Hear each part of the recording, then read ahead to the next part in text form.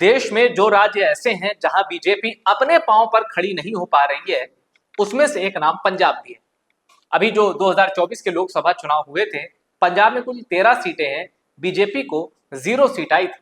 2019 में बीजेपी के हाथ 2 सीटें लगी थी, लेकिन 2024 में 0।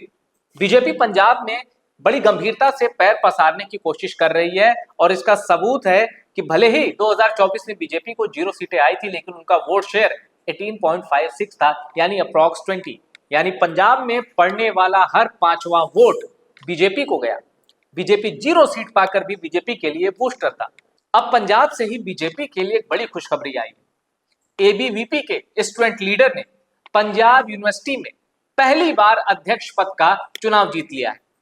फिर से सुन लीजिए, पंजाब यूनिवर्सिटी के इतिहास में पहली बार एबीवीपी का कैंडिडेट यानी अखिल भारतीय विद्यार्थी परिषद का प्रत्याशी पहली बार अध्यक्ष पद का चुनाव जीता है।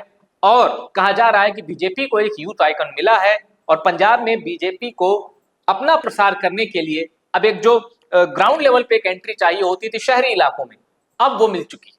आरएसएस और बीजेपी से जुड़ी अखिल भारतीय विद्यार्थी परिषद यानी एबीवीपी ने पंजाब विश्वविद्यालय कैंपस के इतिहास में पहली बार स्टूडेंट इलेक्शन का अध्यक्ष पद जीतकर इतिहास रच दिया है। University institute of legal studies के रिसर्च स्कॉलर गौरववीर सोहल अब पंजाब यूनिवर्सिटी के अध्यक्ष हैं। गौरववीर सोहल को 3148 वोट मिले और उन्होंने अपने निकटतम प्रतिद्वंदी स्टूडेंट फ्रंट के सुमित शर्मा को 488 वोटों के अंतर से हरा दिया। भारी बारिश और बाढ़ के हालात से जूझ रहे पंजाब में इस बार वोटिंग परसेंटेज तो कम रहा, लेकिन लुधियाना के रहने वाले गौरववीर सोहल की ये जीत हर लिहाज से ऐतिहासिक है।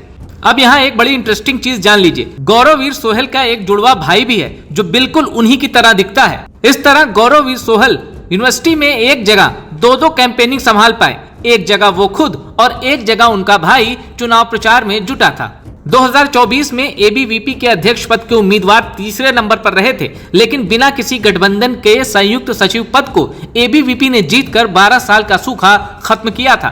2024 से पहले एबीवीपी को पंजाब यूनिवर्सिटी में आखिरी बार 2013 में कामयाबी मिली थी, जब उपाध्यक्ष पद झोली में गिरा था। तब एबीवीपी ने पंजाब विश्वविद्यालय छात्र संघ और भारतीय राष्ट्रीय छात्र संगठन के साथ गठबंधन में चुनाव लड़ा था। 2010 में एबीवीपी ने पंजाब विश्वविद्यालय छात्र संगठन के साथ गठबंधन किया और सचिव पद जीता था। यानी तब एबीवीपी का अस्तित्व तो था, लेकिन वो पंजाब यूनिवर्सिटी में निचले पदों पर ही जीत पाती थी। लेकिन इस बार गठबंधन के साथ अध्यक्ष पद जीतकर परचम लहरा दिया। एबीवीपी के कई नेताओं ने स्टूडेंट पॉलिटिक्स से करियर शुरू किया और नेशनल पॉलिटिक्स में चमके, और इसीलिए इस बार एबीवीपी के गौरववीर सोहल को भविष्य में पंजाब बीजेपी का बड़ा चेहरा माना जा रहा है। चुनाव जीतने के बाद सोहल ने कहा, मुझे खुशी है मेरी टीम की मेहनत रंग लाई, मैं इस जीत से खुश हूं, लेकिन पंजाब की बाढ़ ने मुझे बहुत दुख दिया है। हम पंजाब की पीड़ित जनता के साथ हैं। विश्वविद्यालय के अधिकारियों के साथ एबीवीपी की नजदीकी पर कई सवाल उठाए गए थे, लेकिन मैं स्पष्ट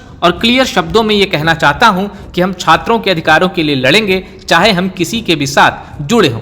सोचिए जरा, साल 2000 से पहले जिस पंजाब में एबीवीपी से कोई चुनाव लड़ने की हिम्मत नहीं करता था, उस एबीवीपी ने अब अपना अध्यक्ष पद कायम करा लिया है। हमने बीते कुछ सालों में देखा है कि चाहे किसान आंदोलन हो या फिर भारत के बाहर जो खालिस्तानी आतंकी हैं, वो भारत विरोधी जो साजिशें रच रहे हैं, उनका फोकस पंजाब पे रहता है कि पंजाब के युवाओं को किसी तरह उनका ब्रेन वॉश करें और इस्तेमाल करें।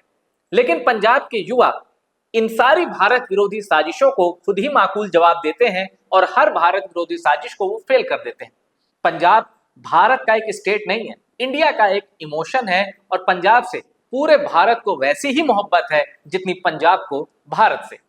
इसलिए पंजाब में कोई भी पार्टी आए, किसी भी पार्टी की सरकार बने, पंजाब का जो एक अपना टेस्ट है, अपनी फील है, अपना इमोशन है, उस पर कोई असर नहीं पड़ने वाला। अब एक और बड़ी बात जान लीजिए, पंजाब यूनिवर्सिटी में 13 साल बाद student organisation of Punjab university यानी सोपू की वापसी हुई है। सोपू लंबे समय से किसी पद पर जीत के लिए कड़ा संघर्ष कर रही थी। इस बार सफलता मिल गई और अभिषेक डागर ने सचिव के पद पर जीत दर्ज की। अभिषेक के लिए इस बार सोपू ने पूरी जान लगा दी थी। हरियाणवी फेमस सिंगर मासूम शर्मा ने भी सोपू कैंडिडेट के लिए वोट मांगे थे। ये जीत सोपू के लिए संजीवनी है, क्योंकि इससे पहले 2012 में सोपू का प्रेसिडेंट बना था। 2012 में सोपू गठबंधन ने सभी 4 पदों पर जीत दर्ज की थी। सतिंदर सिंह सत्ती प्रधान बने थे। उन्होंने पूसू एनएसयूआई के उम्मीदवार अभिनव को 533 वोटों से हराया था। 2027 की शुरुआत में पंजाब में विधानसभा चुनाव होने हैं। कांग्रेस मजबूती से वापसी के लिए बेकरार है। आम आदमी पार्टी की जो सरकार है वो फुल मेजॉरिटी की तो है, लेकिन कहा जा रहा है कि जो वादे उन्होंने पंजाब की जनता से किए थे वो पूरे नहीं हो पाए और दिल्ली की सत्ता गंवा चुकी आम आदमी पार्टी को पता है कि उनके लिए इस वक्त कांग्रेस सबसे बड़ी थ्रेट तो है ही पंजाब के अंदर, लेकिन बीजेपी का जो इमरजेंस है और जो वोट शेयर मैंने आपको बताया 2024 के लोकसभा चुनाव में 18.56% वोट पाना ये कोई मजाक की बात नहीं है।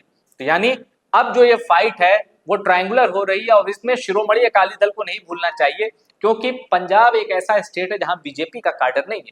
बीजेपी लंबे समय से वहां काडर के लिए शिरोमणि अकाली दल के ऊपर आश्रित थी, लेकिन शिरोमणि अकाली दल एनडीए में आए नहीं आए, रूठे मनाए, ये वाला सिलसिला चलता रहता है। 2027 में बहुत मुमकिन है कि अकाली दल और बीजेपी का गठबंधन हो जाए और अगर ऐसा होता है तो कांग्रेस और आम आदमी पार्टी दोनों को बहुत मुश्किल चुनौती मिलने वाली। टॉप सीक्रेट की रिपोर्ट पसंद आई उसको शेयर करिएगा, टॉप सीक्रेट को सब्सक्राइब जरूर करिएगा। नमस्कार।